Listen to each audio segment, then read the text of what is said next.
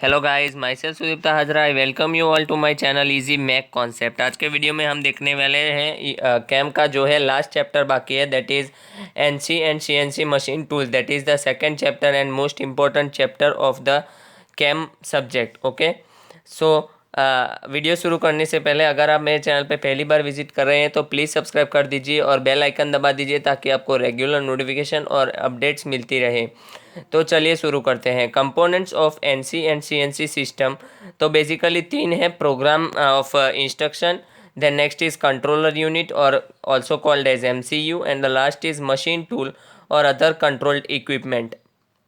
Okay, so program of instruction मतलब हम जो इंस्ट्रक्शन देते हैं प्रोग्राम के थ्रू कंप्यूटर को कि उसे क्या परफॉर्म करना है। सीएनसी मशीन को जो इंस्ट्रक्शन दिया जाता है कि उन्हें क्या टास्क परफॉर्म करना है, that is known as program of instruction. So basically three types of input media are there. First is punched card, second is magnetic tapes और floppy disk, and third is paper tape. Then next is machine control unit. The second basic component of the NC system is the control unit. Okay, so machine control unit जो machine को basically control करता है उसे बोलते हैं machine control unit, जिसमें आते हैं प्रोग्राम रीडर्स। अब program readers are of three types: card readers, punched tape readers. दो टाइप के होते हैं, तो card readers and punched tape readers. Punched tape के रीडर्स के अंदर भी तीन आते हैं: mechanical, mechanical, then photo electrical and pneumatic. Then last one is machine tool. The third part of the numerical control system is machine tool itself. Machine tool खुद ब खुद भी एक उसका बहुत ही इंपॉर्टेंट पार्ट है। सो ये क्या करता है, the machine table are done automatically. So क्या लिखा है, the movements of the tool and the machine table are done automatically with the help of electric motors. So electric motors के थ्रू जो है मशीन टूल खुद ब खुद machine table पर रख देता है, वो सब चीज़ें अपने आप करता है। सो उसे बोलते हैं machine tool. Then next is classification of NC system.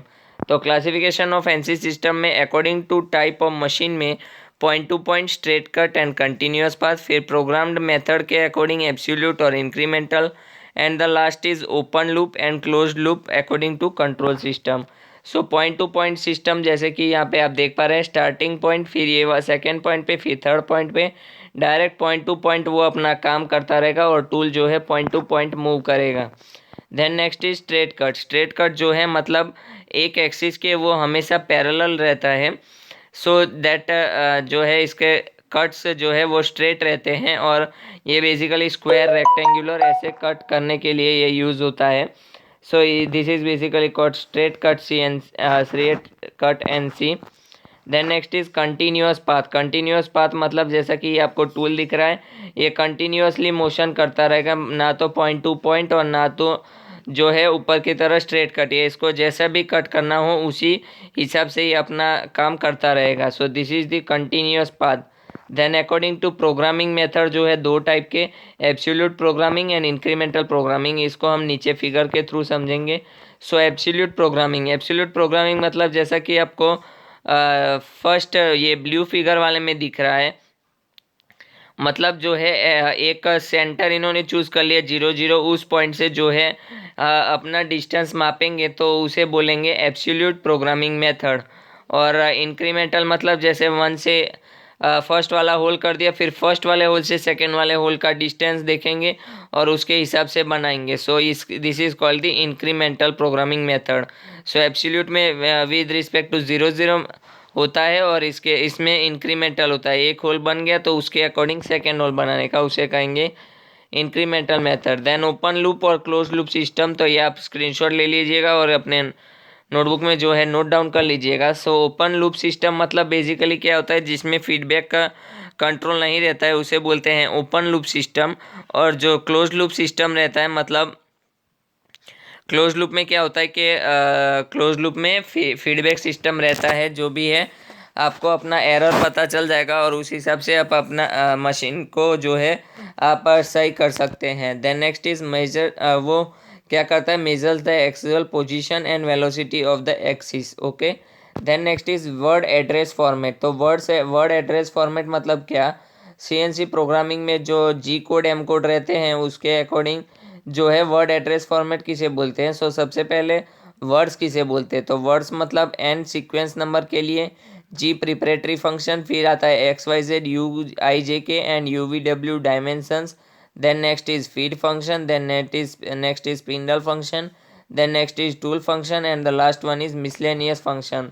तो वर्ड फॉर्मेट को इस हिसाब से जो है अरेंज किया जाता है according to their precedence, okay, और according to their numbering system. So this is called as word address format. ये भी कभी कभार एग्जाम में पूछ लिया जाता है, तो ये भी आप नोट डाउन कर लीजिएगा. Then next is canned cycle. Canned cycle मतलब क्या कि canned cycle, I would say that the canned cycle in CNC program are also called as multiple repetitive program. मतलब एक ही चीज़ को, एक ही काम को बार बार कराना हो तो उसमें कैंड साइकिल का यूज़ होता है. Then commonly used canned cycles are, सबसे कॉमन कैंड साइकिल कौन कौन से यूज़ होते हैं? G74, G71, then G78, then G81 and last one is G85. Then is subroutine program. Subroutine मतलब एक पाथ डिफाइन करना, उसे कहते हैं subroutine program. Subroutine program is called from the main NC program with M98 command. M98 अगर call कराना हो हमें सब रूटीन प्रोग्राम को, तो हम बेसिकली M98 प्रोग्राम के थ्रू जो है उस पर कॉल करा सकते हैं. Then next is recirculating ball screw. इसमें आपको कई बार फिगर पूछा जाता है और कई बार इसको एक्सप्लेन करने को भी कहा जाता है. तो इसमें आप देख सकते हैं इसमें क्या होता है, ये तो आप फिगर से बाकी सारे पार्ट समझ ही सकते हैं. मैं इसका मेन फंक्शन बता देता हूँ आपको कि यहाँ पे जो है एक्मे थ्रेड्स रहता है. जब भाई हम CNC लेथ मशीन की बात करते हैं उसमें स्क्रूज में जो है बेसिकली एक्मे थ्रेड्स रहते हैं.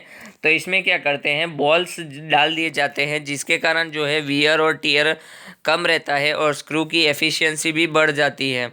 सो बेसिकली बॉल एक तरफ से एंटर होगा, ए लिखा है वहाँ से बॉल एंटर होगा और देन बी से वो फिर से अंदर चला जाएगा और फिर से वो रिसर्कुलेटिंग ए के थ्रू होगा. तो एक ही बॉल्स को बार बार यूज़ करते हैं. इसके यूज़ करने का कारण क्या है कि एक्मे थ्रेड्स का जैसे एक एक्मे शेप रहता है, या तो फिर आप कह सकते हैं स्क्वायर जैसा थोड़ा शेप रहता है, वो थोड़ा कर्वेचर हो जाता है बॉल्स के कारण. तो उसके कारण वियर और टियर कम होता है और बेसिकली उसकी एफिशिएंसी बढ़ जाती है. So this is about recirculating ball screw, okay. Then next हम देखेंगे APT. और APT मतलब ऑटोमेटिक पार्ट प्रोग्रामिंग कैसे होता है और मैनुअल पार्ट प्रोग्रामिंग कैसे होता है. So let's see APT and CNC programming.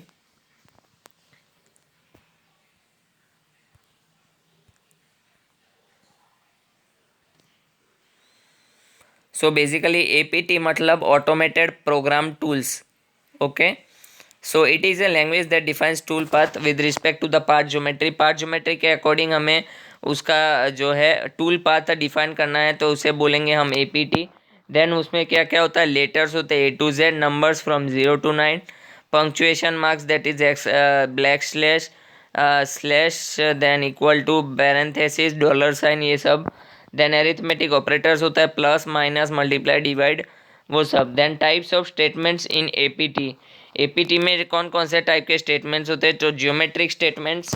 तो ज्योमेट्रिक स्टेटमेंट्स में जैसे कि पॉइंट, लाइन, ये सब बनाना हो, सिलेंडर, एलिप्स, हाइपरबोला, कोन, ये सब चीज़ें जो है ज्योमेट्रिक स्टेटमेंट के अंडर आती है. इसमें मैं आपको बता दूँ एक कि 6 ही लेटर लिखा जाता है. मैक्सिमम जो है वर्ड का लेंथ रहता है 6 डिजिट, इसलिए जो है सिलेंडर को भी शॉर्ट फॉर्म में लिखा गया है, एलिप्स को भी शॉर्ट फॉर्म में लिखा गया है. फिर ये सब जो है इसका बेसिक सेंटेंस रहता है symbol is equals to geometry type slash descriptive data. Then ये सारे एग्जांपल्स को जो है मैं यहाँ पे तो क्लियरली नहीं समझा सकता क्योंकि इसमें बहुत टाइम लगेगा. सो आप मेरे वीडियो ऊपर आई बटन पे दिए गए वीडियो पे से ये क्लियरली समझ सकते हैं. Then next is motion statement. Motion statements किसके लिए यूज़ होता है? To define specific direction, point to point motion, point to point motion, वो सब के लिए यूज़ होता है. Then next is NC and CNC machine tools. तो G01, G00, G01. So G00 is basically used for a rapid movement of the tool and G01 is used for linear interpolation for the motion. तो ये G01, G00, G01 Then next is G02 is used for clockwise direction. Circular G02 और G03 दोनों जो है circular interpolation के लिए use होता है, but G02 is for clockwise direction and G03 is for counter clockwise direction. Then इसमें भी दो मेथड आते हैं, arc vector method that is IJK method and the next is arc radius method which represents the radius of this circle. तो इसका भी हमने example के थ्रू समझा था. ऊपर आप आई बटन पे जाके वो वीडियो मिल सकता है आपको.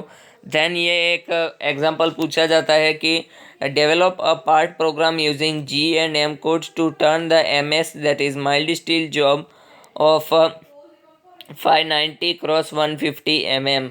तो ये फिगर आपको दिया रहेगा और ये जो है न्यूमेरिकल आपको समझाना पड़ेगा. सो बेसिकली यहाँ पे टेबल आप बना के अपने एक्स एक्सिस और जेड एक्सिस लिख सकते हैं और फिर इस हिसाब से आपका प्रोग्रामिंग हो जाएगा. ये प्रोग्रामिंग डीपली समझाने जाए तो इसी में 25 मिनट या आधा घंटा लग जाता है. सो इसमें कौन कौन से कोड किस किस चीज़ के लिए यूज़ हुए मैंने लिख दिया है, तो आप स्क्रीनशॉट लेके अपने नोटबुक में लिख सकते हैं. और कौन सा G कोड और M कोड किस कारण यूज़ होता है इस सब के लिए मैंने एक सेपरेट वीडियो बनाया है G कोड और M कोड का, जिसका लिंक आपको आई बटन पे मिल जाएगा. सो ये कोडिंग आप इतना ये शुरुआत है. फिर यहाँ पे ये स्टार्टिंग का है. देन नेक्स्ट इज़ यहाँ पे ये मिडल कोड है and finally it is the end portion of the code. So ये बेसिकली इतना आप लिखेंगे तो आपको 7 मार्क्स मिल जाएगा. देन नेक्स्ट ऐसा ही सिमिलर क्वेश्चन है, उसको भी स्टार्ट कोड, फिर ये आप स्क्रीनशॉट ले लीजिए.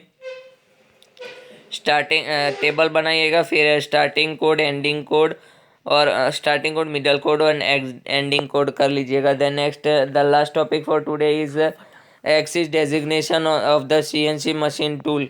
तो एक्सिस में इसमें एक्सिस डेजिग्नेशन में क्या होता है कि थंब, फर्स्ट फिंगर और सेकंड फिंगर 3 चीज़ें यूज होती है. That is X axis, Y axis and Z axis. Thumb के लिए एक्स एक्सिस, फर्स्ट फिंगर के लिए Y axis and second finger is for Z axis.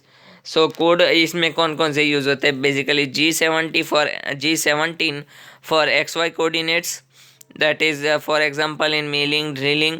XZ for lathe and YZ के अपने course में कुछ ऐसा है नहीं YZ के लिए. सो YZ कोऑर्डिनेट्स भी हो सकते हैं कभी कभी.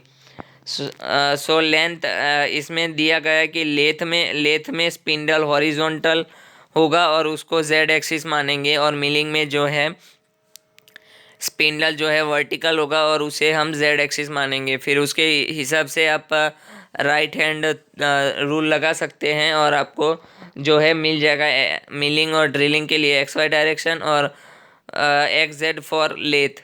Okay, so thank you so much guys for watching this video. और जैसा कि आपको पता है कि ये लास्ट टॉपिक है, तो मुझे कमेंट करके बताइएगा कि ये सेशन आपके लिए जो पूरा कैम का इम्पोर्टेंट सेशन था कि इम्पोर्टेंट क्वेश्चंस थे, वो सेशन इम्पोर्टेंट आपके लिए रहा या नहीं.